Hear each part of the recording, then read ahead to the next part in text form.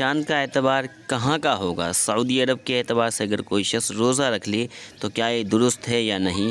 تو آئیے سنتے ہیں مفتی صاحب کو۔ ہمارے علاقے میں کچھ لوگوں نے آج روزہ رکھا ہے، اور وہ لوگ ہمیشہ سعودی عرب کے حساب سے روزہ رکھتے ہیں اور عید مناتے ہیں۔ کیا ایسا کرنا درست نہیں ہے، غلط کیا ہے۔ یہ ایسی غلطی ہے جیسے کوئی سعودی عرب کے ساتھ کوئی نماز پڑھ لے، اور کیسی باطل بات ہے، اس طرح یہ بھی غلط ہے۔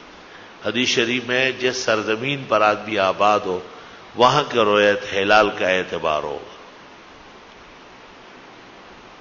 ایک مسئلہ یہ کہ ایک شخص رات کو 4 بجے سعودی عرب روانہ ہوا اور سعودی عرب میں آج روزہ ہے، تو یہ شخص وہاں پہنچ کر روزہ رکھے، کیوں نہ رکھے جب اس سرزمین پر چاند ہو چکا ہے اور یہ وہاں صبح صادق سے پہلے پہنچا ہے تو یہ روزہ رکھ لے۔ اگر یہ بعد میں بھی پہنچ رہا ہے اور پتہ ہے کہ روزہ ہے تو جہاد سے ہی نیت کر لے۔